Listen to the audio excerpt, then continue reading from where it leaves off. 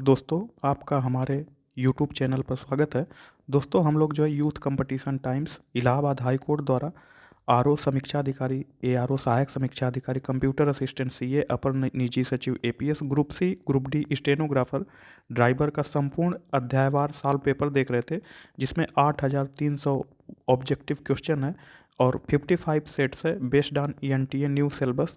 यहाँ इस बुक में जो है एनटीए द्वारा जारी आंसर की द्वारा प्रमाणित विस्तृत विश्लेषण एवं व्याख्या सहित सॉल्यूशन दिया गया। दोस्तों इलाहाबाद हाई कोर्ट द्वारा कंडक्ट कराए गए 2025-26 में जितने भी एग्जाम है सब चैप्टर वाइज साल पेपर यह बुक है। तो दोस्तों इस बुक में हम लोग जो है ancient history, medieval history finished कर चुके थे। मेडुअल मॉडर्न हिस्ट्री में लेक्चर नंबर 4 हो चुका था, तो आज मॉडर्न हिस्ट्री का लेक्चर नंबर 5 देखेंगे। दोस्तों वीडियो के नीचे टेलीग्राम का लिंक दिया गया है जिसको आप ज्वाइन कर लीजिए, जहां बहुत से फ्री कंटेंट प्रोवाइड कराया जाता है जो आपके एग्ज़ाम की प्रिपरेशन करने में सहायक सिद्ध होगा।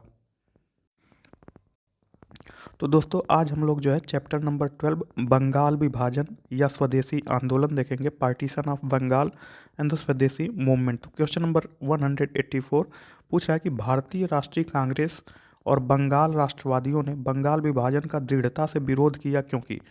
तो पूछ रहा है कि भारतीय राष्ट्रीय कांग्रेस और बंगाल राष्ट्रवादियों ने बंगाल विभाजन का दृढ़ता से विरोध क्यों किया, क्योंकि ऑप्शन ए यह भारतीय राष्ट्रवाद के लिए चुनौती था, बी यह एक अभद्र प्रशासनिक कार्रवाई था, इसने एक पृथक राष्ट्र का सृजन किया, तथा डी ऑप्शन डी क्या बोल रहा है, यह ब्रिटिश शासन को लोकप्रिय बनाता था। तो इसका ऑप्शन ए सही है।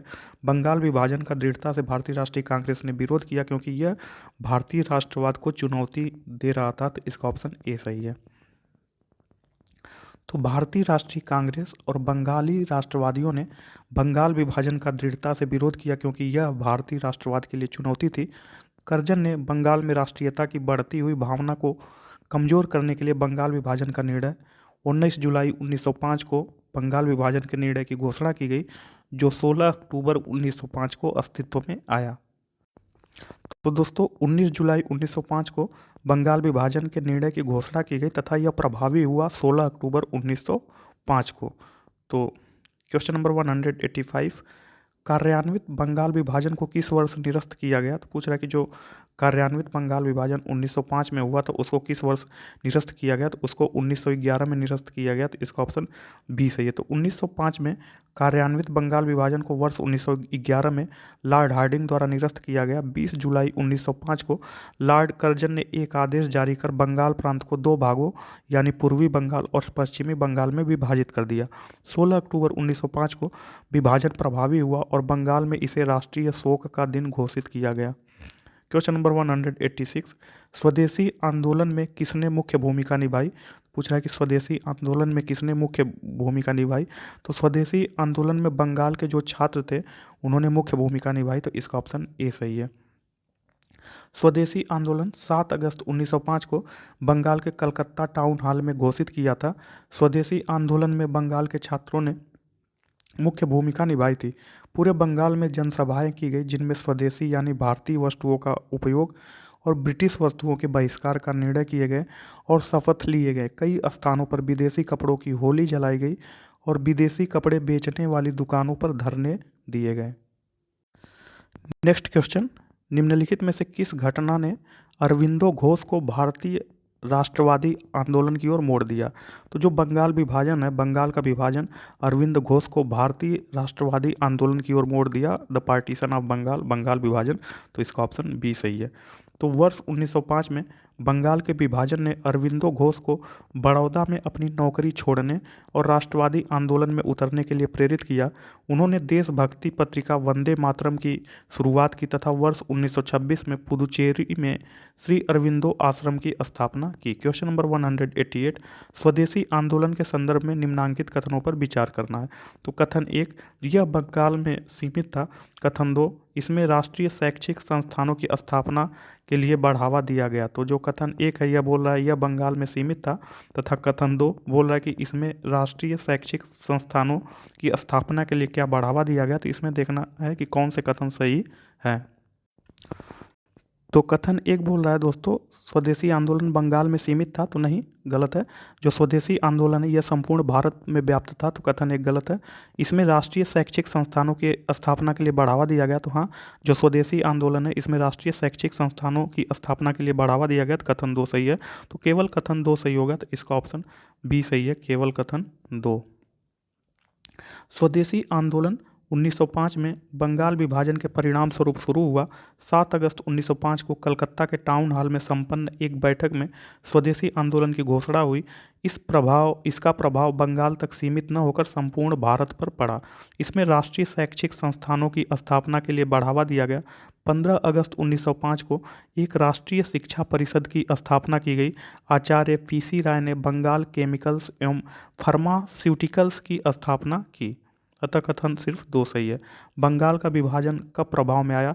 तो जो बंगाल का विभाजन है यह 16 अक्टूबर 1905 को प्रभाव में आया, तो इसका ऑप्शन ये सही है। तो बंगाल विभाजन के निर्णय की घोषणा 19 जुलाई 1905 को भारत के तत्कालीन वायसराय करजन के द्वारा किया गया। एक मुस्लिम बहुल प्रांत का सृजन करने के उद्देश्य से ही भारत के बंगाल को दो भागों में बांट दिए जाने का निर्णय लिया गया था। बंगाल विभाजन 16 अक्टूबर 1905 से प्रभावी हुआ। इतिहास में इसे बंग भंग के नाम से भी जाना जाता है। क्वेश्चन नंबर 190, पूर्वी बंगाल से वकील और स्वतंत्रता सेनानी कौन थे? तो पूर्वी बंगाल से वकील और स्वतंत्रता सेनानी चित्तरंजन दास थे, तो इसका ऑप्शन सी सही है। तो पूर्वी बंगाल से वकील और स्वतंत्रता सेनानी देशबंधु चित्तरंजन दास थे। यह भारतीय नेता, राजनीतिज्ञ, वकील, कवि, पत्रकार और भारतीय स्वतंत्रता आंदोलन के प्रमुख नेता थे। चित्तरंजन दास का जन्म 5 नवंबर 1870 को कोलकाता में हुआ। इन्होंने सन 1906 में कांग्रेस में प्रवेश किया। सन 1917 में ये बंगाल की प्रांतीय राजकीय परिषद के अध्यक्ष निर्वाचित हुए। क्वेश्चन नंबर 191, बंगाल कब विभाजित हुआ? तो जो बंगाल है यह कब विभाजित हुआ? तो बंगाल 1905 में विभाजित हुआ, तो इसका ऑप्शन डी सही है। तो 19 जुलाई 1905 को ब्रिटिश औपनिवेशिक सरकार द्वारा बंगाल विभाजन की घोषणा की गई। 7 अगस्त 1905 को कलकत्ता स्थित टाउन हॉल में एक ऐतिहासिक बैठक के दौरान स्वदेशी आंदोलन की औपचारिक घोषणा की गई तथा बहिष्कार संबंधी प्रस्ताव पारित किया गया।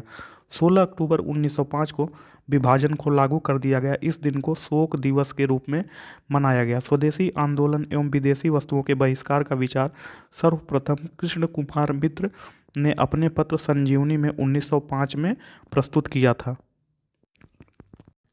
नेक्स्ट क्वेश्चन, वंदे मातरम का नारा किस आंदोलन में अपनाया गया? तो वंदे मातरम का नारा जो है 1905 के बंगाल विभाजन में अपनाया गया, तो इसका ऑप्शन बी सही है। तो वंदे मातरम का नारा वर्ष 1905 के बंगाल विभाजन में अपनाया गया था।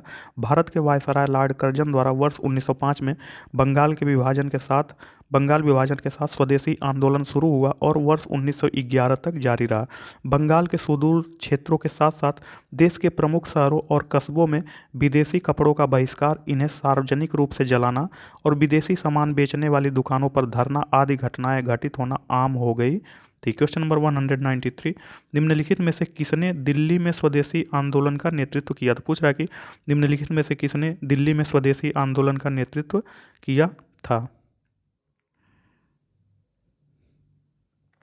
तो दिल्ली में स्वदेशी आंदोलन का नेतृत्व सैयद हैदर रजा ने किया था, तो इसका ऑप्शन डी सही है। तो जुलाई 1905 में बंगाल विभाजन की घोषणा के विरोध में 7 अगस्त 1905 को कलकत्ता टाउन हॉल से स्वदेशी आंदोलन की औपचारिक घोषणा हुई।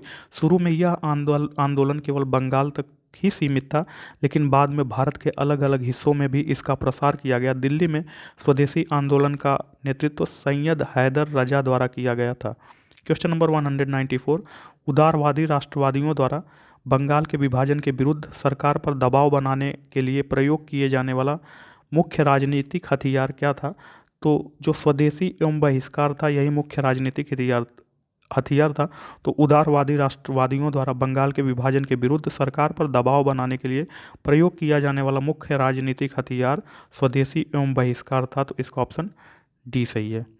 तो उदारवादी राष्ट्रवादियों द्वारा बंगाल विभाजन के विरुद्ध सरकार पर दबाव बनाने के लिए मुख्य राजनीतिक हथियार के रूप में स्वदेशी अपनाना और विदेशी वस्तुओं का बहिष्कार करना था। इस घटना को स्वदेशी आंदोलन कहा गया।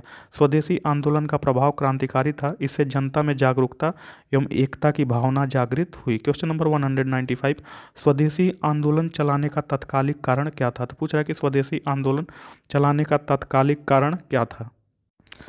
तो स्वदेशी आंदोलन चलाने का तत्कालिक कारण लॉर्ड कर्जन द्वारा बंगाल का विभाजन किया जाना था, यही तत्कालिक कारण था। इसका ऑप्शन ए सही है। स्वदेशी आंदोलन का तत्कालिक कारण 20 जुलाई 1905 को भारत के वायसराय लॉर्ड कर्जन द्वारा बंगाल विभाजन का निर्णय था, जिसके परिणाम स्वरूप 7 अगस्त 1905 ईस्वी को कलकत्ता में टाउन हॉल में स्वदेशी आंदोलन की घोषणा की गई। इस बैठक में बहिष्कार प्रस्ताव पारित हुआ, जिसके तहत विदेशी सामानों का बहिष्कार एवं स्वदेशी सामानों के उपयोग को बढ़ावा दिया जाने लगा। नेक्स्ट क्वेश्चन, पहला आंदोलन अंग्रेजों के खिलाफ भारत में शुरू किया गया। तो पहला आंदोलन जो अंग्रेजों के खिलाफ भारत में शुरू किया गया वह स्वदेशी आंदोलन था। तो इसका ऑप्शन ए सही है। तो अंग्रेज सरकार के खिलाफ भारतीयों द्वारा शुरू किया गया प्रथम आंदोलन स्वदेशी आंदोलन था। 1905 में हुए बंगाल विभाजन के विरोध में 7 अगस्त 1905 को कलकत्ता के टाउन हॉल में संपन्न बैठक में स्वदेशी आंदोलन की घोषणा की गई तथा बहिष्कार प्रस्ताव पारित किया गया। स्वदेशी आंदोलन के अंतर्गत लोगों ने विदेशी कपड़ों का त्याग किया। अंग्रेजों की सेवा तथा सेना से नौकरी कर रहे लोगों ने इस्तीफा दे दिया। सरकारी कार्यालयों व विद्यालयों का बहिष्कार किया गया।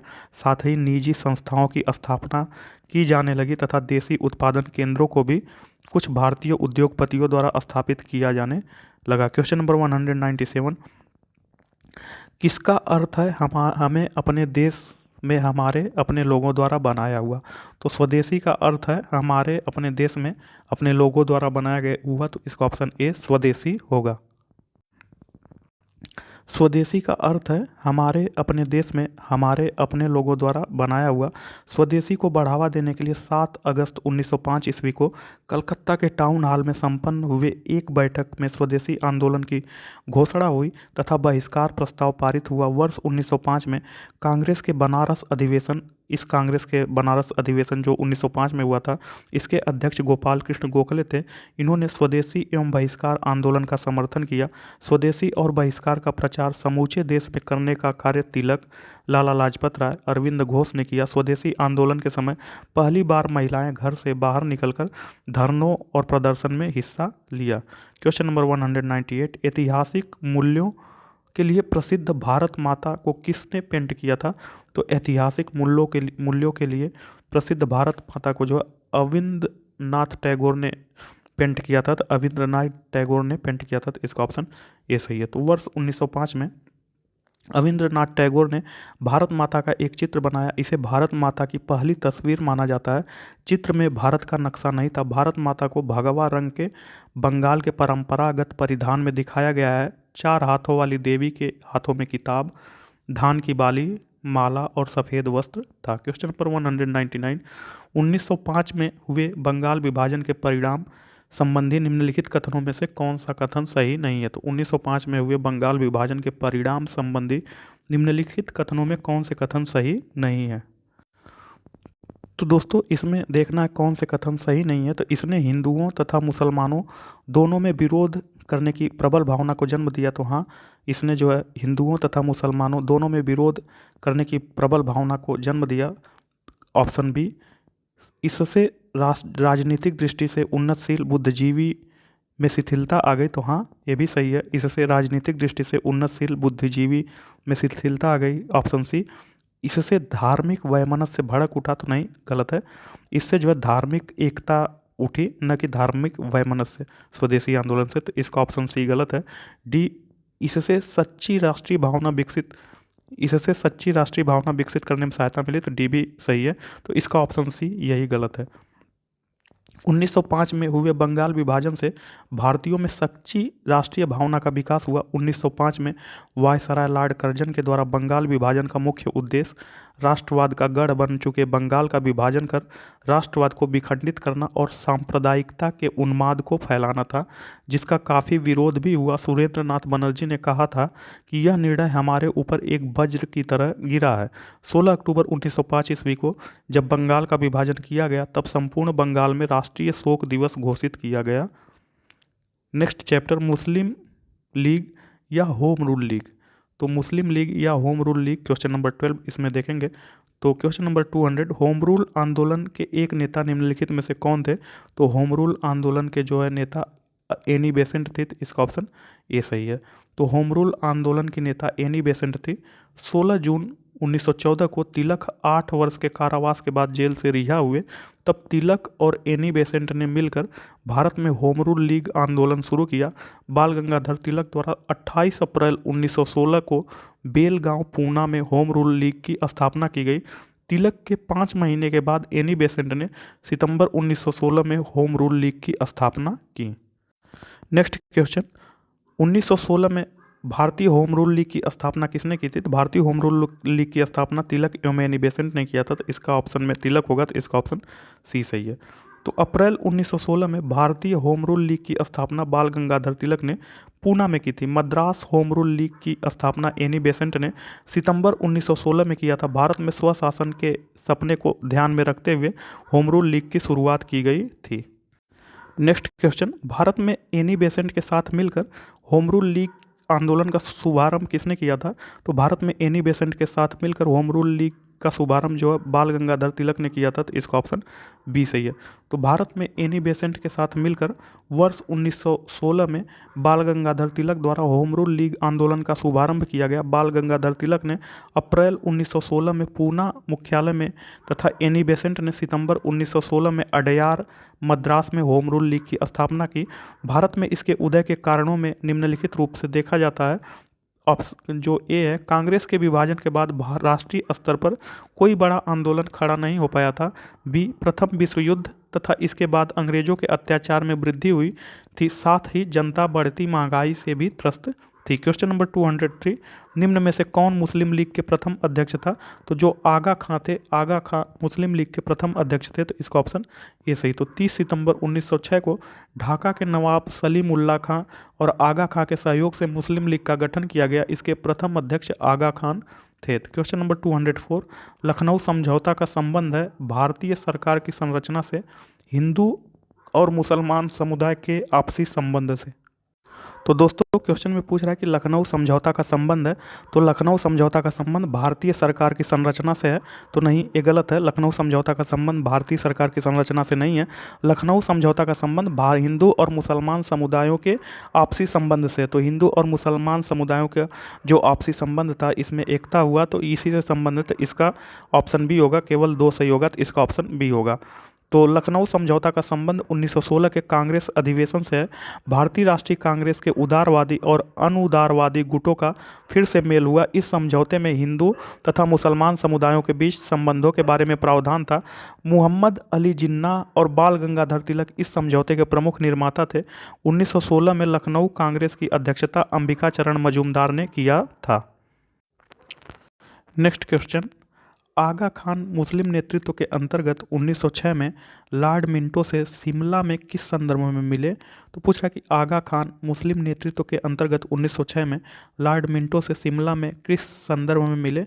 तो आगा खान मुस्लिम नेतृत्व के अंतर्गत 1906 में लॉर्ड मिंटो से पृथक निर्वाचन क्षेत्र मुस्लिमों के लिए मिले। तो जो सेपरेट इलेक्टोरेट ऑफ मुस्लिम्स था, जो कि 1909 में मिंटो मॉर्ले रिफॉर्म के नाम से आया, उसी लिए मिले। ये मुस्लिमों के लिए पृथक निर्वाचन क्षेत्र चाहते थे। तो इसका ऑप्शन ये सही है। तो आगा खान मुस्लिम नेतृत्व के अंतर्गत 1906 में लॉर्ड मिंटो से शिमला में मुस्लिमों के लिए पृथक निर्वाचन क्षेत्र के संदर्भ में मिले। इसी के तहत मुसलमानों के लिए पृथक निर्वाचन क्षेत्रों की मांग को 1909 में मॉर्ले मिंटो सुधार के तहत पृथक निर्वाचन क्षेत्र प्रदान किया गया था। क्वेश्चन नंबर 206, महाराष्ट्र में होम रूल लीग किसके द्वारा आरंभ किया गया था? तो महाराष्ट्र में होम रूल लीग बाल गंगाधर तिलक द्वारा प्रारंभ किया गया था, इसका ऑप्शन बी सही है। तो महाराष्ट्र में होम रूल लीग बाल गंगाधर तिलक द्वारा 1916 में आरंभ किया गया था। होम रूल लीग ने भारतीयों के लिए स्वशासन की मांग की। होम रूल का तात्पर्य एक ऐसी स्थिति से है जिसमें किसी देश का शासन वहाँ के अस्थायी नागरिकों के द्वारा ही चलाया जाता है। उल्लेखनीय है कि प्रशासन में ब्रिटिश नियंत्रण को कम करने के लिए होम रूल को एक आंदोलन के रूप में 1870 से 1907 के बीच सर्वप्रथम आयरलैंड में चलाया गया था। क्वेश्चन नंबर 207, अखिल भारतीय मुस्लिम लीग की स्थापना कब हुई? तो अखिल भारतीय मुस्लिम लीग की स्थापना 1906 में हुई, तो इसका ऑप्शन डी सही है। तो अखिल भारतीय मुस्लिम लीग की स्थापना 1906 में हुई थी। लॉर्ड कर्जन की प्रेरणा से ढाका के नवाब सलीमुल्लाह ने बंगाल विभाजन समर्थक आंदोलन का नेतृत्व किया। इन गतिविधियों की पृष्ठभूमि में 30 दिसंबर 1906 ईस्वी को ढाका में एक बैठक आयोजित की गई जिसमें इस राजनीतिक संगठन की स्थापना करने का निर्णय लिया गया था। क्वेश्चन नंबर 208, किसके नेतृत्व में अखिल भारतीय मुस्लिम लीग की स्थापना हुई थी? तो पूछ रहा है कि किसके नेतृत्व में अखिल भारतीय मुस्लिम लीग की स्थापना हुई थी? तो जो आगा खान थे दोस्तों, आगा खान के नेतृत्व में अखिल भारतीय मुस्लिम लीग की स्थापना हुई थी, तो इसका ऑप्शन सी सही होगा, आगा खान। तो 1 अक्टूबर 1906 को एच आगा खां के नेतृत्व में मुस्लिमों का एक दल वायसराय लॉर्ड मिंटो से शिमला में मिला। आर्चबोल्ड इस प्रतिनिधि मंडल के जनक थे। ढाका के नवाब सलीमुल्लाह और आगा खान के नेतृत्व में 30 दिसंबर 1906 को ढाका में मुस्लिम लीग की स्थापना की गई। तो नेक्स्ट क्वेश्चन पूछ रहा है किसकी स्थापना 30 दिसंबर 1906 को की गई थी? तो ऑल इंडिया मुस्लिम लीग की स्थापना 30 दिसंबर 1906 को की गई, तो इसका ऑप्शन बी सही है। ढाका के नवाब सलीमुल्लाह खां के नेतृत्व में 30 दिसंबर 1906 को ढाका में ऑल इंडिया मुस्लिम लीग की स्थापना की गई। इसकी स्थापना का मुख्य उद्देश्य ब्रिटिश सरकार के प्रति मुसलमानों की निष्ठा बढ़ाना तथा मुसलमानों के राजनैतिक अधिकारों की रक्षा करना था। क्वेश्चन नंबर 210, सन 1916 में मुस्लिम लीग और कांग्रेस में आपसी समझौता हुआ, इस पर हस्ताक्षर किए गए। तो दोस्तों सन 1906 में मुस्लिम लीग और कांग्रेस में आपसी समझौता हुआ और लखनऊ पैक्ट या लखनऊ समझौता पर हस्ताक्षर किए गए, तो इसका ऑप्शन डी सही है। तो सन 1916 में मुस्लिम लीग और कांग्रेस में आपसी समझौता हुआ और लखनऊ समझौता पर हस्ताक्षर किए गए। वर्ष 1916 में मुस्लिम लीग और कांग्रेस के मध्य समझौता कराने में मुहम्मद अली जिन्ना एवं बाल गंगाधर तिलक का महत्वपूर्ण योगदान था।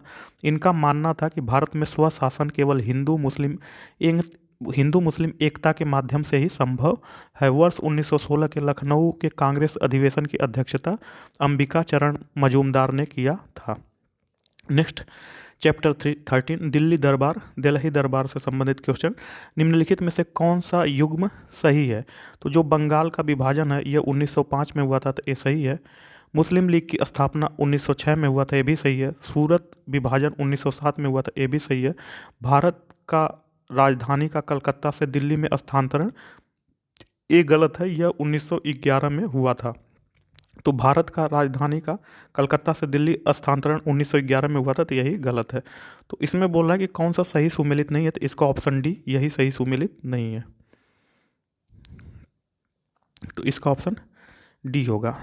तो 12 दिसंबर 1911 को दिल्ली दरबार के दौरान ब्रिटेन के सम्राट जॉर्ज पंचम व क्वीन मैरी ने भारत की राजधानी कलकत्ता से दिल्ली स्थानांतरित करने की घोषणा की। बंगाल का विभाजन भारत के तत्कालीन वायसराय लॉर्ड कर्जन ने 20 जुलाई 1905 को घोषणा की थी। मुस्लिम लीग की स्थापना 30 दिसंबर 1906 को हुआ था, जबकि सूरत विभाजन 1907 में घटित हुआ था। क्वेश्चन नंबर 202, निम्नलिखित में से कौन सा वर्ष भारत में साम्राज्यिक दरबार का अंश नहीं था? तो जो 1921 है, 1921 का जो सन है इसमें जो है सम्राट दरबार जो था वह नहीं लगा, जबकि 1877, 1911 तथा 1903 में जो इंग्लैंड के सम्राट यहाँ आते थे तो दरबार लगता था, तो 3 ईयर लगा था। 1877, 1911, 1903 में लगा था, 1921 में नहीं लगा था, तो इसका ऑप्शन डी सही है। भारत में साम्राज्यिक दरबार या दिल्ली दरबार को भारत के सम्राट या महारानी के उत्तराधिकारी को चिन्हित करने के लिए कोरोनेशन पार्क दिल्ली भारत में अंग्रेजों द्वारा आयोजित एक भारतीय शाही शैली की सामूहिक सभा थी। इसे इंपीरियल दरबार के रूप में भी जाना जाता है। ब्रिटिश साम्राज्य के चरम पर 3 बार 1877, 1903, 1911 में आयोजित किया गया था। 1911 का दरबार एकमात्र ऐसा दरबार था जिसमें सम्राट जॉर्ज पंचम ने भाग लिया था, अतः दिए गए प्रश्न के विकल्पों में 1921 साम्राज्यिक दरबार का अंश नहीं था। क्वेश्चन नंबर 213, 1911 में दिल्ली राजधानी बनने से पहले इनमें से कौन सा शहर भारत की राजधानी थी? तो 1911 में दिल्ली राजधानी बनने से पहले भारत की राजधानी कलकत्ता थी, तो इसका ऑप्शन सी सही है। तो 1911 में दिल्ली राजधानी बनने से पहले कलकत्ता शहर भारत की राजधानी था। भारत के तत्कालीन सम्राट जॉर्ज पंचम द्वारा इसकी आधारशिला रखी गई थी। यह आयोजन नवंबर 1911 में तृतीय दिल्ली दरबार में हुआ था। दिल्ली की वास्तुकला और योजना सर हर्बर्ट बेकर एवं सर एडविन लुटियन द्वारा बनाई गई। Next chapter 14, Rowlatt act. तो रोलैट एक्ट से क्वेश्चन नंबर 214 से क्वेश्चन देखेंगे। भारतीय स्वतंत्रता संघर्ष के समय रोलैट एक्ट ने लोकप्रिय रोष को कैसे उत्पन्न किया? तो जो रोलैट एक्ट है, रोलैट एक्ट ने लोकप्रिय रोष को कैसे उत्पन्न किया? तो ऑप्शन ए, इसने धर्म की स्वतंत्रता पर चोट किया। ऑप्शन बी, इसने भारतीय परंपरागत शिक्षा का दमन किया। ऑप्शन डी, इसने सरकार के लोगों को बिना ट्रायल जेल में डालने का अधिकार दिया। तो हाँ, इसका ऑप्शन सी सही है। इसे बिना वकील बिना दलील का कानून बोला जाता है रोलैट एक्ट को, तो इसका ऑप्शन सी सही है।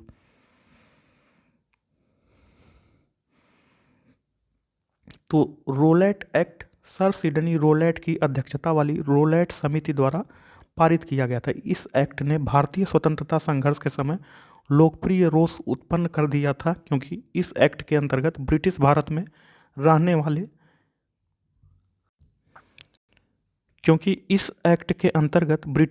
रहने वाले किसी भी व्यक्ति को बिना मुकदमा चलाए 2 साल तक गिरफ्तार किया जा सकता था। क्वेश्चन नंबर 215, उपयुक्त विकल्पों को युक्त क्रम में रखिए। तो रोलैट एक्ट अधिनियम कब आया, गांधी इरविन समझौता कब हुआ एवं मार्ले मिंटो रिफॉर्म कब हुआ? तो इनको जो है आर्डर वाइज देखना है कि कौन सा कब हुआ। तो जो रोलैट एक्ट है, रोलैट एक्ट 1919 में आया था। तो दोस्तों, जो रोलैट एक्ट अधिनियम है, रोलैट एक्ट अधिनियम 1919 में आया था। यह बिना वकील बिना दलील का कानून बोला गया था। तथा जो गांधी इरविन समझौता है, गांधी इरविन समझौता 1931 में हुआ था, गांधी इरविन समझौता। तो और Morley Minto reform, Morley Minto reform 1909 में हुआ था। तथा इल्बर्ट बिल जो है 1883 में आया था। इल्बर्ट बिल का क्या था कि जो भारतीय न्यायाधीश थे वो भी जो है अंग्रेजी मामलों या अंग्रेजी लोगों से, ब्रिटिशर से संबंधित मामलों की सुनवाई कर सकते थे। यह इल्बर्ट बिल था। तो इनका जो क्रम अगर देखा जाए तो पहले मॉर्ले मिंटो रिफॉर्म 1919 में आया, तो पहले सी होगा। फिर उसके बाद जो है रोलैट एक्ट 1919 में आया, तो सी के बाद ए होगा। फिर उसके बाद जो है गांधी इरविन समझौता आया 1931 में, तो उसके बाद बी होगा। तथा सबसे पहले इल्बर्ट बिल 1883 में आया, तो सबसे पहले डी होगा। तो डी सी ए बी, तो देखते हैं डी सी ए बी किस में है। तो डी सी ए बी, इसका ऑप्शन ए सही है। तो जो रोलैट एक्ट है, रोलैट एक्ट 1919 में, गांधी इरविन समझौता 1931 में, मॉर्ले मिंटो रिफॉर्म 1909 में, तथा इल्बर्ट बिल 1883 में। तो नेक्स्ट क्वेश्चन, भारत के स्वतंत्रता के विषय में निम्न में से कौन से कथन सही है? तो रोलैट कानून का विरोध करने के लिए सत्याग्रह सभा का आयोजन किया गया। ऑप्शन बी, महात्मा गांधी ने प्रथम गोलमेज सम्मेलन में भाग लिया था। ऑप्शन सी, कथन 3, इरविन समझौता, जो गांधी इरविन समझौता के बाद गांधी इरविन समझौता के बाद सिविल अवज्ञा आंदोलन को स्थगित कर दिया गया। तो इसमें पूछ रहा है कि कौन से कथन सही हैं। तो सही कथन बताना है। तो जो कथन 1 है, रोलैट कानून का विरोध करने के लिए सत्याग्रह सभा का आयोजन किया गया था, तो हाँ, कथन 1 सही है। कथन 2, महात्मा गांधी ने प्रथम गोलमेज सम्मेलन में भाग लिया था, तो नहीं, गलत है। महात्मा गांधी केवल द्वितीय गोलमेज सम्मेलन में भाग लिए थे, प्रथम एवं तृतीय में नहीं भाग लिए थे। तो कथन 2 गलत है। कथन 3, गांधी इरविन समझौता के बाद सिविल अवज्ञा आंदोलन को स्थगित कर दिया गया। तो कथन 3 भी सही है, तो 1 और 3 सही है, तो इसका ऑप्शन सी सही होगा, 1 और 3। रोलैट एक्ट के विरोध में फरवरी 1919 में सत्याग्रह सभा की शुरुआत हुई। 13 अप्रैल 1919 को अमृतसर के जलियांवाला बाग में सत्याग्रह सभा का आयोजन किया गया। इसके फलस्वरूप जनरल डायर द्वारा गोली कांड को अंजाम दिया गया, जिसे जलियांवाला बाग हत्याकांड कहा जाता है। महात्मा गांधी ने द्वितीय गोलमेज सम्मेलन 1931 में भाग लिया था। गांधी इरविन समझौता 5 मार्च 1931 को गांधी और लॉर्ड इरविन के मध्य हुआ था। इसके फलस्वरूप सिविल अवज्ञा आंदोलन को स्थगित कर दिया गया था। क्वेश्चन नंबर 217, भारत का वायसराय कौन था जब रोलैट एक्ट पारित हुआ था? तो पूछ रहा है कि भारत का कौन सा वायसराय था जब रोलैट एक्ट 1919 में पारित हुआ था? तो उस समय वायसराय लॉर्ड चेम्सफोर्ड था, तो इसका ऑप्शन सी सही है। तो ब्रिटिश शासन के दौरान जब रोलैट एक्ट पारित हुआ तब भारत का वायसराय लॉर्ड चेम्सफोर्ड था। 1916 से 1921 ईस्वी तक लॉर्ड चेम्सफोर्ड भारत में वायसराय पद पर आसीन रहा। लखनऊ समझौता, सैडलर आयोग का गठन, जलियांवाला बाग हत्याकांड तथा असहयोग आंदोलन की शुरुआत इसके समय की प्रमुख घटनाएं हैं। क्वेश्चन नंबर 218, भारत की आज़ादी के संघर्ष के दौरान इनमें से किसने पहला भारत बंद का आह्वान किया? तो पूछ रहा है कि भारत के आज़ादी के संघर्ष के दौरान इनमें से किसने पहला भारत बंद का जो आह्वान किया? तो जो रोलैट एक्ट के खिलाफ विरोध था, इसने पहला भारत बंद आंदोलन का किया। तो इसका जो है रोलैट एक्ट के खिलाफ विरोध, तो इसका ऑप्शन बी सही है। तो भारत की आज़ादी के संघर्ष के दौरान रोलैट एक्ट के खिलाफ भारत बंद का आह्वान किया गया था। रोलैट एक्ट, जिसे अराजक और क्रांतिकारी अपराध अधिनियम भी कहा जाता है, 18 मार्च 1919 को लागू किया गया। इस अधिनियम द्वारा संदिग्ध व्यक्तियों को बिना सुनवाई अदालती कार्रवाई के कारावास की सजा का प्रावधान किया गया था। भारतीयों ने इसे काला कानून कहा और इसके ही विरोध में नारा दिया, कोई वकील नहीं, कोई दलील नहीं, कोई अपील नहीं, तथा पूरे भारत में बंद और विरोध प्रदर्शन का आयोजन किया गया। रोलैट एक्ट का मुख्य उद्देश्य क्या था? तो रोलैट एक्ट का जो मुख्य उद्देश्य था, पूछ रहा कि यह क्या था? तो रोलैट एक्ट का मुख्य उद्देश्य बिना मुकदमा चलाए किसी को भी जेल भेज देना और मुकदमे की संक्षिप्त कार्रवाई करना। तो इसका ऑप्शन डी सही है। भारत में क्रांतिकारियों के प्रभाव को समाप्त करने के लिए ब्रिटिश सरकार ने 1917 में सर सिडनी रोलैट की अध्यक्षता में एक कमेटी की नियुक्त की, जिसकी रिपोर्ट के आधार पर 18 मार्च 1919 ईस्वी को क्रांतिकारी एवं अराजकतावादी अधिनियम पारित हुआ, जिसके अनुसार किसी भी व्यक्ति को राजद्रोहात्मक कार्यों में लिप्त होने के संदेह मात्र पर ही गिरफ्तार कर जेल भेजा जा सकता था और उसके खिलाफ एक गुप्त अदालत में आपराधिक संक्षिप्त कार्यवाही की जा सकती थी। इसके तहत गिरफ्तार व्यक्ति को अपील करने का कोई अधिकार नहीं था। इसे काला कानून या बिना वकील, बिना अपील, बिना दलील के नाम से जाना जाता था।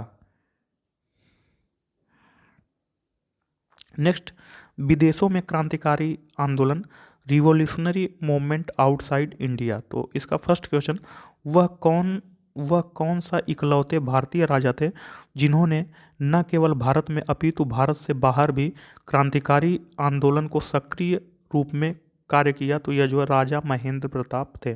तो राजा महेंद्र प्रताप एक इकलौते ऐसे भारतीय राजा थे जिन्होंने न केवल भारत में अपितु भारत से बाहर भी क्रांतिकारी आंदोलन में सक्रिय रहे। तो यह जो है राजा महेंद्र प्रताप थे, तो इसका ऑप्शन डी होगा।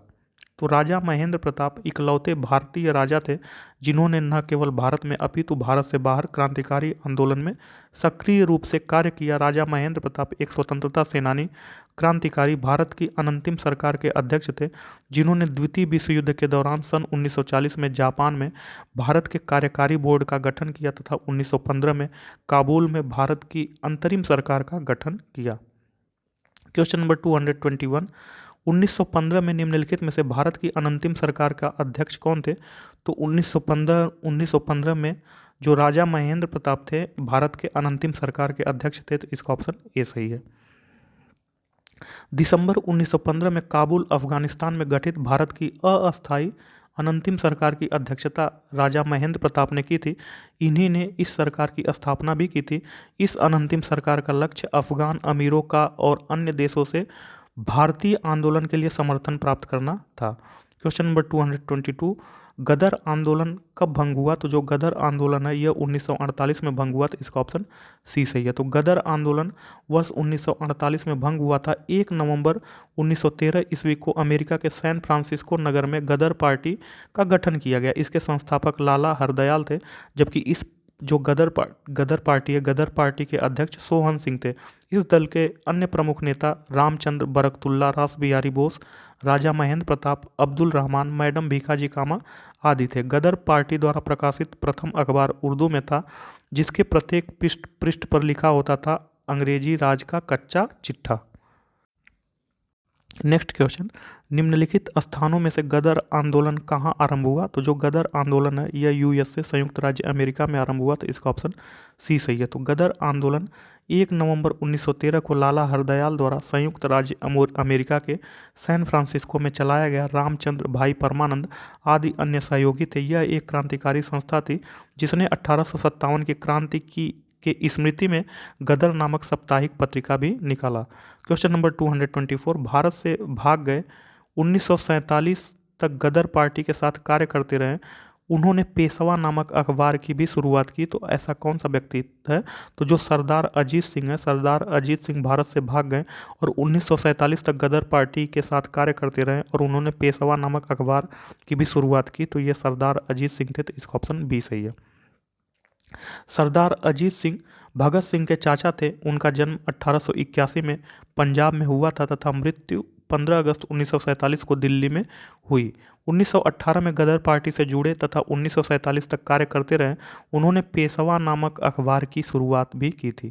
क्वेश्चन नंबर 225, निम्नलिखित में से किस एक का संबंध गदर पार्टी से नहीं था? तो जो उधम सिंह है, उधम सिंह का संबंध गदर पार्टी से नहीं था, जबकि करतार सिंह सराभा, लाला लाजपत, लाला हरदयाल तथा रास बिहारी बोस, तो करतार सिंह सराभा, लाला हरदयाल, रास बिहारी बोस का संबंध गदर पार्टी से था।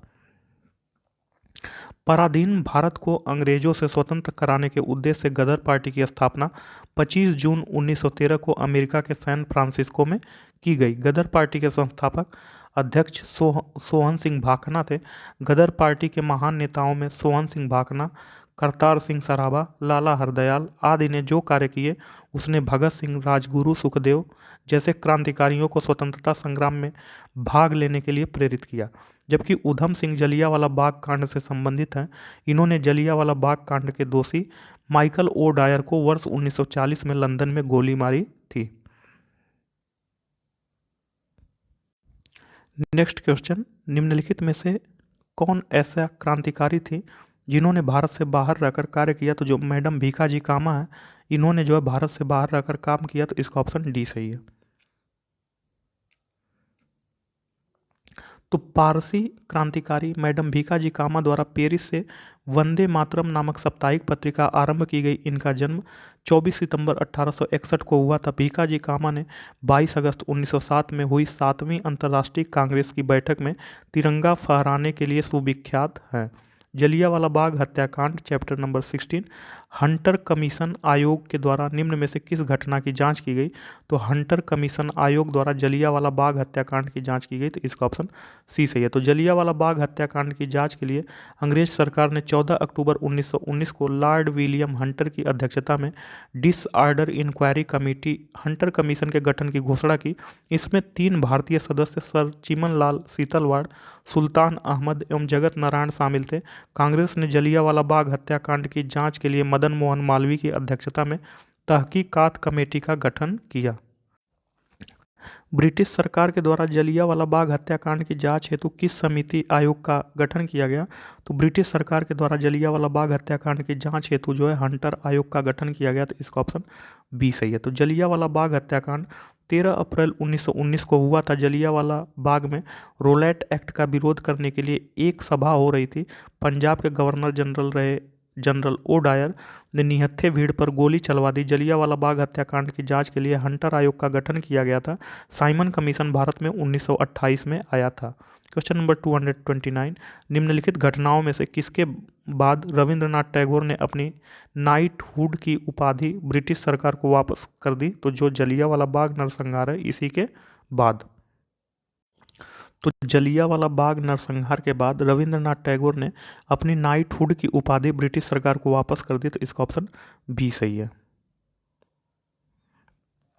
जलियांवाला बाग नरसंहार 13 अप्रैल 1919 की घटना के बाद रविंद्रनाथ टैगोर ने नाइटहुड की उपाधि ब्रिटिश सरकार को वापस कर दी थी तथा वायसराय की कार्यकारिणी के भारतीय सदस्य शंकर नायर ने भी अपनी सर की उपाधि वापस करने के साथ कार्यकारिणी परिषद से त्यागपत्र दे दिया था।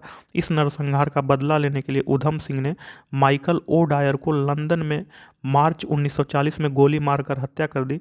मॉन्टेग्यू ने जलियांवाला बाग नरसंहार को निवारक हत्या की संज्ञा दी।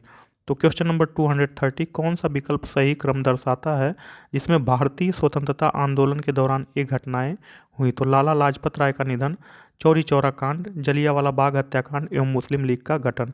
तो सबसे पहले अगर देखा जाए तो 1906 में जो है मुस्लिम लीग का गठन हुआ था। फिर उसके बाद जो है असहयोग आंदोलन हुआ।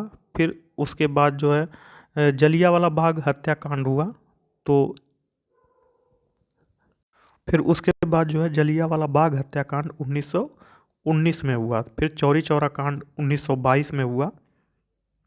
फिर लाला लाजपत राय का निधन जो है जब साइमन कमीशन आया था 1928 में, तो उसके दौरान लाला लाजपत राय का निधन हुआ था। तो अगर इसमें देखा जाए तो 4 पहले आएगा मुस्लिम लीग का गठन, फिर उसके बाद जो है 3 आएगा। तो 4 3 2 1 इसका ऑप्शन सी सही है। तो मुस्लिम लीग का गठन 1906 ढाका बांग्लादेश में, जबकि जलियांवाला बाग हत्याकांड 13 अप्रैल 1919 को अमृतसर में, चौरी चौरा कांड 5 फरवरी 1922 को गोरखपुर उत्तर प्रदेश में, लाला लाजपत राय का निधन 17 नवंबर 1928 को लाहौर पाकिस्तान में। नेक्स्ट क्वेश्चन, अमृतसर के जलियांवाला बाग नरसंहार के दोषी डायर को किसने मारा? तो अमृतसर के जलियांवाला बाग के नरसंहार दोषी डायर को उधम सिंह ने मारा। तो इसका ऑप्शन ए सही है। तो जलियांवाला बाग पंजाब के अमृतसर जिले में स्थित है। यह स्थान चारों तरफ से दीवारों से घिरा था, जिसे आने जाने का सिर्फ एक रास्ता था। यहाँ पर 2 स्थानीय लोकप्रिय नेताओं डॉक्टर सतपाल एवं सैफुद्दीन किचलू की गिरफ्तारी के विरोध में 13 अप्रैल 1919 ईस्वी को बैसाखी के दिन एक सभा का आयोजन किया गया।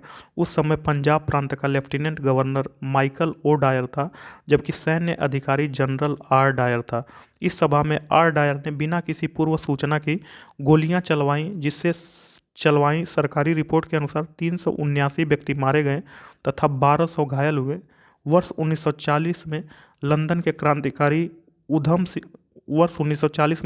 क्रांतिकारी उधम सिंह ने जलियांवाला बाग नरसंहार के समय गवर्नर रहे माइकल ओ डायर को गोली मारकर हत्या कर दी, जिस कारण उन्हें उधम सिंह को फांसी दे दिया गया था। नेक्स्ट क्वेश्चन, रोलैट एक्ट के खिलाफ शांतिपूर्ण विरोध के लिए 13 अप्रैल सन 1919 को बैसाखी के मेले के अवसर पर कहाँ पर लोग इकट्ठा हुए? तो जो है जलियांवाला बाग में लोग इकट्ठा हुए। इसका होगा जलियांवाला बाग। तो इसका ऑप्शन सी सही होगा, जलियांवाला बाग। रोलैट एक्ट 1919 ईस्वी को काला कानून के नाम से जाना जाता है। इसे बिना वकील, बिना अपील और बिना दलील का कानून भी कहा जाता है। इस अधिनियम के तहत पंजाब के ही लोकप्रिय नेताओं डॉक्टर सतपाल, सैफुद्दीन किचलू को गिरफ्तार किया गया था, जिसके विरोध में 13 अप्रैल 1919 ईस्वी को जलियांवाला बाग अमृतसर पंजाब में एक सभा का आयोजन किया गया था। उस समय पंजाब प्रांत का lieutenant governor Michael O Dwyer तथा सैन्य अधिकारी जनरल आर डायर था। तो जो लेफ्टिनेंट गवर्नर था वो माइकल ओ डायर था, जबकि सैन्य अधिकारी था जो जनरल आर डायर था। इस सभा में आर डायर ने बिना किसी पूर्व सूचना के गोलियां चलवाईं और सरकारी रिपोर्ट के अनुसार 379 व्यक्ति मारे गए तथा 1200 लोग घायल हो गए थे। इस हत्याकांड के विरोध में रविंद्रनाथ टैगोर ने अपनी नाइटहुड की उपाधि वापस कर दी थी। तो नेक्स्ट, क्रांतिकारी आंदोलन, revolutionary movement, chapter number 17। Bharat के इतिहास के संदर्भ में 9 अगस्त 1925 को निम्नलिखित में से किस घटना के कारण प्रसिद्ध हुआ? तो जो 9 अगस्त 1925 को कौन सी घटना हुई? तो जो है काकोरी रेल डकैती हुआ।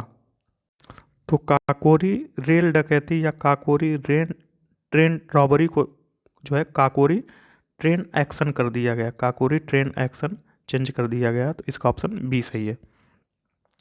काकोरी रेल डकैती 9 अगस्त 1925 को लखनऊ के पास काकोरी नामक गांव में ब्रिटिश राज के खिलाफ भारतीय स्वतंत्रता संग्राम आंदोलन के क्रांतिकारियों द्वारा की गई थी। इस कार्यवाही को हिंदुस्तान रिपब्लिकन एसोसिएशन एचआरए के क्रांतिकारी राम प्रसाद बिस्मिल, अशफाक उल्ला खान, राजेंद्र लाहिड़ी, केशव चक्रवर्ती, मुकुंदी लाल, बनवारी लाल सहित 10 क्रांतिकारियों ने अंजाम दिया था।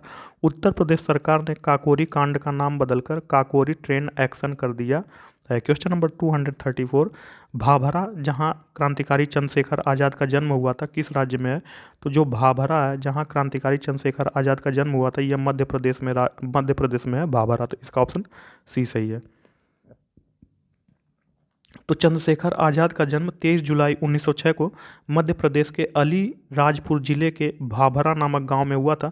चंद्रशेखर आज़ाद ने दिल्ली के फिरोज शाह कोटला में 1928 में Hindustan socialist Republican association HSRA की स्थापना की। 27 फरवरी 1931 को इलाहाबाद प्रयागराज के आज़ाद पार्क अल्फ्रेड पार्क में खुद को गोली मारकर चंद्रशेखर आज़ाद शहीद हो गए।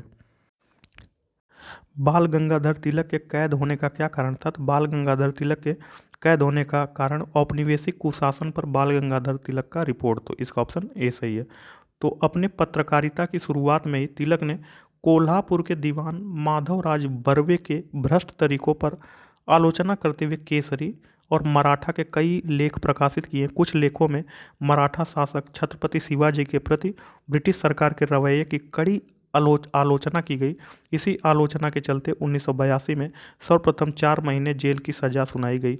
1897 में बाल गंगाधर तिलक ने केसरी में चापेकर बंधुओं द्वारा रैंड की हत्या का शिवाजी द्वारा अफजल खां की हत्या करना बताया था। इस कारण उन पर राजद्रोह का आरोप लगाकर 18 महीने की सजा हुई। 24 जून 1908 को पुनः इन्हें राजद्रोहात्मक लेख छापने के जुर्म में 6 वर्ष की सजा दी गई और मांडले जेल भेजा गया। 1893 में गणपति उत्सव एवं 1896 में शिवाजी उत्सव प्रारंभ करके देश प्रेम की भावना को जगाने का प्रयास किया।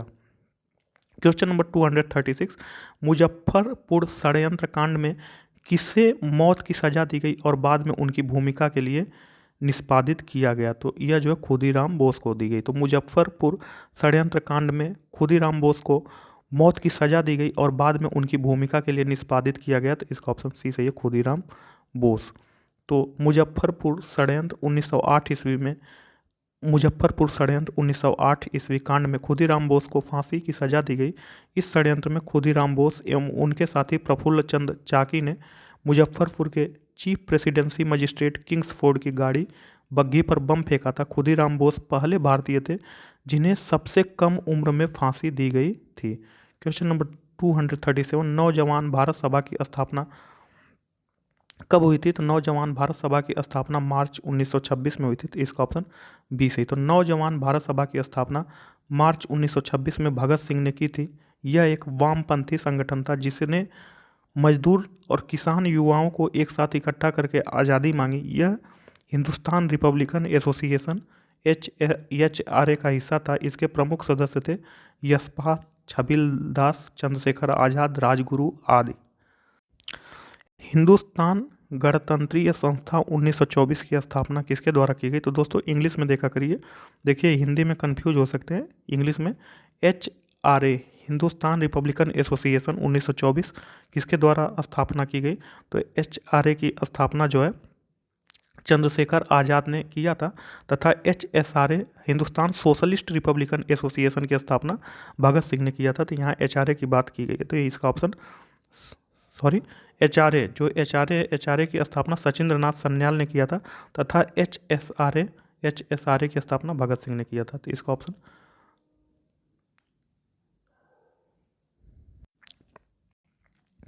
तो हिंदुस्तान रिपब्लिकन एसोसिएशन जिसे संक्षेप में HRA भी कहा जाता था, भारत की स्वतंत्रता के पहले उत्तर भारत की एक प्रमुख क्रांतिकारी पार्टी थी जिसका गठन हिंदुस्तान को अंग्रेजी शासन से मुक्त कराने के उद्देश्य से उत्तर प्रदेश तथा बंगाल के कुछ क्रांतिकारियों द्वारा सन 1924 में कानपुर में किया गया था। इसका गठन सचिंद्र नाथ सन्याल और राम प्रसाद बिस्मिल ने किया था तथा इसके प्रमुख नेता चंद्रशेखर आज़ाद, अशफाक उल्ला खान, ठाकुर रोशन सिंह, योगेंद्र चंद्र चटर्जी और राजेंद्र लाहिड़ी है। बाद में हिंदुस्तान रिपब्लिकन एसोसिएशन का नाम बदल करके हिंदुस्तान सोशलिस्ट रिपब्लिकन एसोसिएशन 1928 में कर दिया गया था। आंदोलनकारी सभा अभिनव भारत की स्थापना किसने की थी? तो आंदोलनकारी सभा अभिनव भारत की स्थापना 1905 में कहाँ हुई थी? तो आंदोलनकारी सभा अभिनव भारत की स्थापना वीडी सावरकर ने महाराष्ट्र में की थी। तो इसका ऑप्शन डी सही है। तो अभिनव भारत सोसाइटी की स्थापना 1904 में विनायक दामोदर सावरकर और उनके भाई गणेश दामोदर सावरकर द्वारा स्थापित एक भूमिगत सोसाइटी थी। प्रारंभ में इसे महाराष्ट्र के नासिक में मित्र मेला के रूप में स्थापित किया गया था।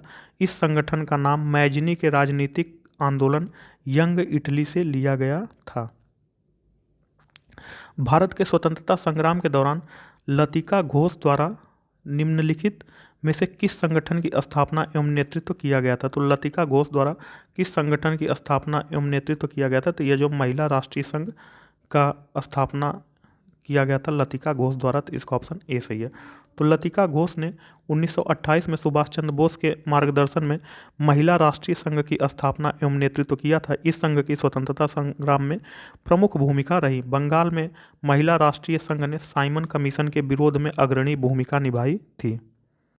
नेक्स्ट क्वेश्चन, भगत सिंह और बटुकेश्वर दत्त ने किसके विरोध में विधानसभा में बम फेंका था? तो भगत सिंह और बटुकेश्वर दत्त ने passage of public safety bill, जन सुरक्षा विधेयक के विरोध में जो है विधानसभा में बम फेंके थे। तो इसका ऑप्शन ए सही है। 8 अप्रैल 1929 को भगत सिंह ने स्वतंत्रता सेनानी बटुकेश्वर दत्त के साथ एक प्रतिकूल विधेयक के विरोध में नई दिल्ली में केंद्रीय विधानसभा के अंदर 2 बार बम फेंके। भगत सिंह एक समाजवादी क्रांतिकारी और स्वतंत्रता सेनानी थे। प्रसिद्ध नारा इनकलाब जिंदाबाद उनके द्वारा प्रसिद्ध किया गया था। क्वेश्चन नंबर 242, निम्नलिखित में से किसने बंदी जीवन पुस्तक लिखी जो भारत की स्वतंत्रता के लिए लड़ने वाले क्रांतिकारियों के लिए एक महत्वपूर्ण पुस्तक बन गई? तो बंदी जीवन किसने लिखी? तो बंदी जीवन जो है सचिंद्रनाथ सन्याल ने लिखी। तो इसका ऑप्शन बी सही है। तो बंदी जीवन क्रांतिकारी सचिंद्रनाथ सन्याल की आत्मकथा है। 1922 में लिखित यह पुस्तक सचिंद्रनाथ सन्याल की क्रांतिकारी गतिविधियों एवं जेल में बिताए गए समय का वर्णन करती है। सचिंद्रनाथ सन्याल हिंदुस्तान रिपब्लिकन एसोसिएशन के संस्थापक सदस्यों में से एक थे। क्वेश्चन नंबर 243, भारतीय क्रांतिकारी भगत सिंह ने अपने साथियों सहित लाला लाजपत राय की मृत्यु का बदला लेने के लिए किस अंग्रेज अधिकारी को अनजाने में मार दिया था? तो सैंडर्स को अनजाने में मार दिया था। तो इसका ऑप्शन ए सही है। तो 30 अक्टूबर 1928 ईस्वी को लाहौर में साइमन कमीशन का विरोध करते हुए लाठीचार्ज में मारे गए लाला लाजपत राय की मृत्यु का बदला लेने के लिए भगत सिंह व राजगुरु ने लाहौर के तत्कालीन पुलिस अधीक्षक स्कॉट की हत्या करने की योजना बनाई, परंतु 17 दिसंबर 1928 ईस्वी को अनजाने में लाहौर के तत्कालीन पुलिस उप अधीक्षक जेपी सैंडर्स की हत्या कर दी। सैंडर्स की हत्या के आरोप में भगत सिंह व राजगुरु को 23 मार्च 1931 को फांसी की सजा दे दी गई। नेक्स्ट क्वेश्चन, भारत का एक क्रांतिकारी संगठन हिंदुस्तान रिपब्लिकन एसोसिएशन एचआरए का निर्माण कब हुआ? तो एचआरए का निर्माण 1924 में हुआ। तो इसका ऑप्शन बी सही है।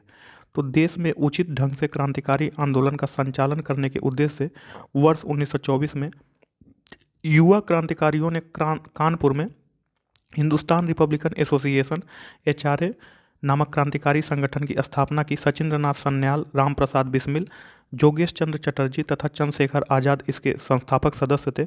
वर्ष 1928 में चंद्रशेखर आज़ाद के नेतृत्व में दिल्ली के फिरोज शाह कोटला मैदान में हिंदुस्तान सोशलिस्ट रिपब्लिकन एसोसिएशन की स्थापना की गई थी। क्वेश्चन नंबर 245, श्याम जी कृष्ण वर्मा ने भारतीय होम रूल सोसाइटी की स्थापना कहाँ की? तो जो श्याम जी कृष्ण वर्मा है इन्होंने भारतीय होम रूल सोसाइटी की स्थापना लंदन में की थी। तो इसका ऑप्शन ए सही है। तो श्याम जी कृष्ण वर्मा ने भारतीय होम रूल सोसाइटी की स्थापना 18 फरवरी 1905 को लंदन में किया था। इस संगठन का मुख्य उद्देश्य भारत में ब्रिटिश शासन के खिलाफ स्वशासन लाना था और ब्रिटेन में इसके लिए समर्थन हासिल करना था। क्वेश्चन नंबर 246, लंदन में इंडिया हाउस में रहने के दौरान वीर सावरकर ने कौन सी सोसाइटी का गठन किया? तो लंदन में इंडिया हाउस में रहने के दौरान वीर सावरकर ने जो है फ्री इंडिया सोसाइटी का गठन किया। तो इसका ऑप्शन सी सही है। तो 1883 में भागूर नासिक में जन्मे विनायक दामोदर सावरकर वीर सावरकर वकालत की पढ़ाई करने लंदन गए। वहाँ ग्रेज इन लॉ कॉलेज में दाखिला लिया और वहीं के इंडिया हाउस में शरण ली। इसी दौरान सावरकर ने अंग्रेजों के खिलाफ लड़ने के लिए फ्री इंडिया सोसाइटी नामक एक संगठन का गठन किया। इसी संगठन के अंतर्गत उन्होंने स्वतंत्रता संग्राम में हथियारों का इस्तेमाल का समर्थन किया, जिसके लिए 13 मार्च 1910 को उन्हें लंदन में गिरफ्तार कर लिया गया। नेक्स्ट क्वेश्चन, काकोरी षड्यंत्र केस से कौन संबंधित है? तो पूछ रहा है कि काकोरी षड्यंत्र केस से कौन संबंधित है। तो जो अशफाक उल्ला खां है, अशफाक उल्ला खां काकोरी षड्यंत्र केस से संबंधित है। तो इसका ऑप्शन डी सही है। तो अशफाक उल्ला खां का संबंध काकोरी षड्यंत्र केस से है। अगस्त 1925 में हिंदुस्तान रिपब्लिकन एसोसिएशन एचआरए के क्रांतिकारियों ने सहारनपुर लखनऊ लाइन पर काकोरी जाने वाली 8 नंबर की डाउन मालगाड़ी को लूट लिया था, जिसे काकोरी षड्यंत्र केस के नाम से जाना जाता है। इससे जुड़े 29 क्रांतिकारियों में से रामप्रसाद बिस्मिल, अशफाक उल्ला खां, रोशन लाल और राजेंद्र लाहिड़ी को क्रमशः गोरखपुर, फैजाबाद, नैनी और गोंडा में फांसी दी गई। क्वेश्चन नंबर 248, इनकलाब की तलवार विचारों का शान पर तेज होती है, उपयुक्त कथन का श्रेय किसको जाता है? तो पूछ रहा है कि इनकलाब की तलवार विचारों की शान पर तेज होती है, यह कथन किसकी है? तो यह कथन जो भगत सिंह का है। तो इसका ऑप्शन ए सही है। सरदार भगत सिंह ने असेंबली बम कांड पर जनवरी 1930 में हाई कोर्ट में सुनवाई के दौरान कहा था, इनकलाब की तलवार विचारों की शान पर तेज होती है। ज्ञात हो कि 8 अप्रैल 1928 को केंद्रीय विधानमंडल में भगत सिंह ने बम फेंकते हुए ही इनकलाब जिंदाबाद का नारा दिया था। इस बम कांड में बटुकेश्वर दत्त भी भगत सिंह के साथ थे। हालांकि गिरफ्तारी के बाद इन दोनों पर मुकदमा लाहौर षड्यंत्र केस में चलाया गया था। नेक्स्ट क्वेश्चन 249, निम्नलिखित में से किसने 1904 में क्रांतिकारी संघ अभिनव भारत संस्था की स्थापना की? तो अभिनव भारत संस्था की स्थापना 1904 में विनायक दामोदर सावरकर ने की। तो इसका ऑप्शन डी सही है। तो अभिनव भारत सोसाइटी एक गुप्त क्रांतिकारी संघ था, जिसकी स्थापना 1904 में विनायक दामोदर सावरकर और उनके भाई गणेश दामोदर सावरकर ने की थी। इस संगठन का पहला नाम मित्र मेला था। लेफ्टिनेंट कर्नल विलियम कर्जन वाइली और एम.टी. जैक्सन की हत्या में अभिनव भारत सोसाइटी का हाथ था। क्वेश्चन नंबर 250, भारतीय स्वतंत्रता संघ के द्वारा स्थापित किया गया था। पूछ रहा है कि इंडियन इंडिपेंडेंस लीग या भारतीय स्वतंत्रता संघ किसके द्वारा स्थापना किया गया था? Indian independence league. तो इंडियन इंडिपेंडेंस लीग भारतीय स्वतंत्रता संघ रास बिहारी बोस द्वारा स्थापित किया गया था। तो इसका ऑप्शन डी सही है। तो भारतीय स्वतंत्रता संघ इंडियन इंडिपेंडेंस लीग रास बिहारी बोस के द्वारा सन 1942 में स्थापित किया गया था, जबकि अरोड़ा आसफ अली भारत छोड़ो आंदोलन 1942 से संबंधित है। एम जोशी भारत के स्वतंत्रता संग्राम सेनानी, समाजवादी कर्ता तथा संयुक्त समाजवादी दल के अध्यक्ष रहे। जयप्रकाश नारायण को 1970 में इंदिरा गांधी के विरुद्ध विपक्ष का नेतृत्व करने के लिए जाना जाता है। क्वेश्चन नंबर 251, केंद्रीय विधानसभा दिल्ली पर बम डालने के लिए भगत सिंह का साथ किसने दिया? तो केंद्रीय विधानसभा दिल्ली पर बम डालने के लिए भगत सिंह का साथ जो है बटुकेश्वर दत्त ने दिया। तो इसका ऑप्शन सी सही है। केंद्रीय विधानसभा दिल्ली पर बम डालने के लिए भगत सिंह का साथ बटुकेश्वर दत्त ने दिया था। ध्यातव्य है कि भगत सिंह एवं बटुकेश्वर दत्त ने 8 अप्रैल 1929 को दिल्ली असेंबली विधानसभा में बम फेंका था। इस घटना में कोई भी हताहत नहीं हुआ था। इसके बाद दोनों क्रांतिकारियों को गिरफ्तार कर लिया गया और दोनों पर लाहौर षड्यंत्र केस में मुकदमा चलाया गया। श्री अरविंदो आश्रम अवस्थित है। तो जो श्री अरविंदो आश्रम है यह पांडिचेरी में अवस्थित है। इसका ऑप्शन बी सही है। क्रांतिकारी अरविंद घोष अलीपुर षड्यंत्र केस के पश्चात अध्यात्म एवं दर्शन की ओर आकर्षित हुए तथा पुदुचेरी चले गए। श्री अरविंदो आश्रम की स्थापना 24 नवंबर 1926 ईस्वी को अरविंद घोष एवं उनके फ्रांसीसी सहयोग मीरा अल्फासा मदर ने पुदुचेरी में किया था। भारतीय क्रांति की माता के रूप में किसे जाना जाता है? तो भारतीय क्रांति की माता के रूप में भीकाजी रुस्तम कामा को जाना जाता है। इसका ऑप्शन बी सही है। तो मैडम भीकाजी रुस्तम कामा को भारतीय क्रांति की माता के रूप में जाना जाता है। इन्होंने विदेशों में भारतीय स्वतंत्रता में महत्वपूर्ण भूमिका निभाई। 22 अगस्त 1907 को मैडम भीकाजी कामा जर्मनी के स्टुगार्ट शहर में विदेशी धरती पर भारतीय ध्वज फहराने वाली पहली व्यक्ति थी। क्वेश्चन नंबर 254, निम्नलिखित में से Hindustan socialist Republican association HSRA के संस्थापक कौन थे? तो Hindustan socialist Republican association HSRA के संस्थापक जो है चंद्रशेखर आज़ाद थे। दोस्तों सॉरी, इससे पहले हमने भगत सिंह बोला था। तो जो HSRA है, HSRA के जो संस्थापक हैं यह जो है चंद्रशेखर आज़ाद है, जबकि HRA के संस्थापक जो है सचिन नाथ सन्याल हैं। तो इसका ऑप्शन ए होगा चंद्रशेखर आज़ाद। तो Hindustan socialist Republican association HSRA की स्थापना 10 सितंबर 1928 को दिल्ली के फिरोज शाह कोटला मैदान में चंद्रशेखर आज़ाद ने की थी।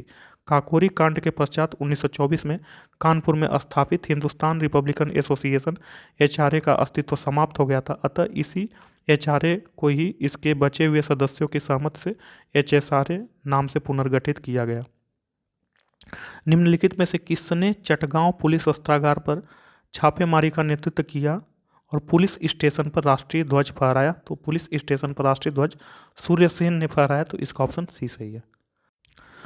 तो सूर्यसेन ने चटगांव पुलिस अस्त्रागार पर छापेमारी का नेतृत्व किया और पुलिस स्टेशन पर राष्ट्रीय ध्वज फहराया सूर्यसेन ने। तो इसका ऑप्शन सी सही है। तो अप्रैल 1930 में सूर्यसेन के नेतृत्व में ब्रिटिश सरकार के खिलाफ विद्रोह में युवाओं ने चटगांव पुलिस अस्त्रागार पर छापेमारी की, बंदूकें लूटा तथा चटगांव पुलिस स्टेशन पर कब्जा कर राष्ट्रीय ध्वज फहराया। चटगांव बंगाल में ही सन 1894 में जन्मे सूर्यसेन ने 22 वर्ष की आयु में अनुशीलन समिति की सदस्यता ग्रहण की। मास्टरदा नाम से प्रसिद्ध सूर्यसेन ने युवाओं को संगठित कर भारतीय प्रजातांत्रिक सेना नामक संगठन बनाया था।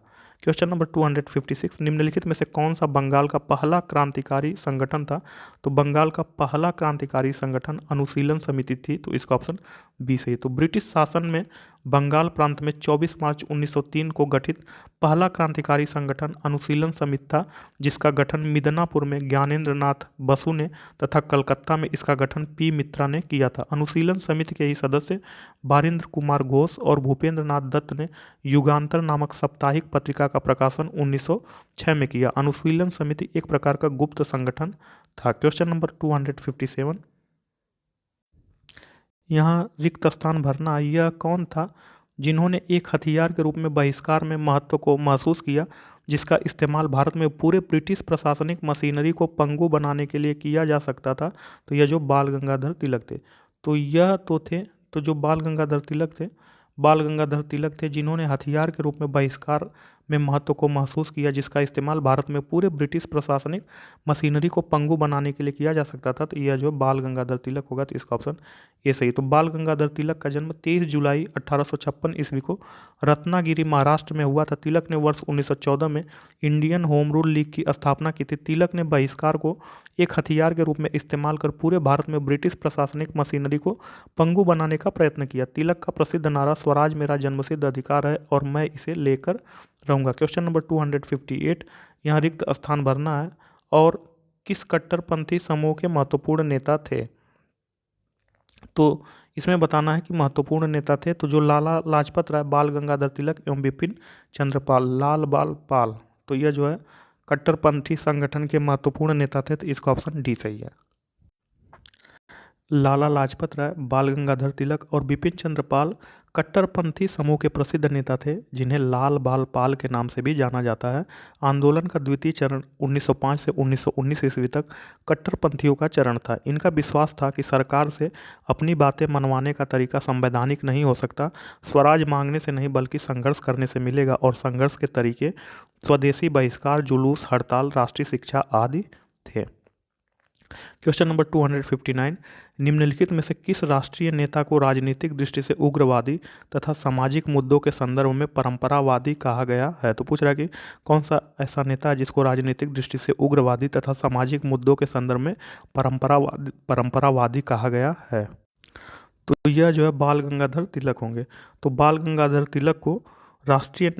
गंगाधर तिलक ऐसे राष्ट्रीय नेता थे जिनको राजनीतिक दृष्टि से उग्रवादी तथा सामाजिक मुद्दों के संदर्भ में परंपरावादी कहा गया। तो ये जो बाल गंगाधर तिलक होंगे। तो इसका ऑप्शन डी सही है। लोकमान्य बाल गंगाधर तिलक का जन्म 23 जुलाई 1856 को महाराष्ट्र के रत्नागिरी जिले में हुआ था। ये विद्वान, गणितज्ञ, दार्शनिक, राजनैतिक दृष्टि से उग्रवादी तथा सामाजिक मुद्दों पर परंपरावादी व्यक्ति थे, जिन्होंने भारत की स्वतंत्रता की नींव रखने में सहायता की। तिलक ने इंडियन होम रूल लीग की स्थापना 1916 में की थी। क्वेश्चन नंबर 260, निम्नलिखित में से किसको 50 वर्ष जेल की सजा दी गई और अंडमान निकोबार की जेल में भेज दिया गया? तो ये जो विनायक दामोदर सावरकर थे। तो विनायक दामोदर सावरकर को 50 वर्ष जेल की सजा दी गई और अंडमान निकोबार की जेल में भेज दिया गया, विनायक दामोदर सावरकर को। तो इसका ऑप्शन बी सही है। तो विनायक दामोदर सावरकर को नासिक जिले के कलेक्टर जैक्सन की हत्या के षड्यंत्र के लिए 50 वर्ष जेल की सजा दी गई तथा अंडमान निकोबार सेलुलर जेल भेज दिया गया। इनका जन्म, विनायक दामोदर सावरकर का जन्म 28 मई 1883 को नासिक जिले महाराष्ट्र के भागूर नामक ग्राम में हुआ था। इन्होंने अनेक ग्रंथों की रचना की, जिसमें भारतीय स्वतंत्रता युद्ध, मेरा आजीवन कारावास, अंडमान की प्रतिध्वनियाँ, जेल में हिंदुत्व पर शोध ग्रंथ लिखा। 1909 में लिखी पुस्तक the Indian war of independence 1857 में सावरकर ने 1857 के स्वतंत्रता संग्राम को ब्रिटिश सरकार के खिलाफ आज़ादी की पहली लड़ाई घोषित की। इनके नाम पर ही पोर्ट ब्लेयर में हवाई अड्डे का नाम वीर सावरकर अंतर्राष्ट्रीय हवाई अड्डा रखा गया। तो जो पोर्ट ब्लेयर है, सावरकर के नाम पर ही वीर सावरकर अंतर्राष्ट्रीय हवाई अड्डा रखा गया।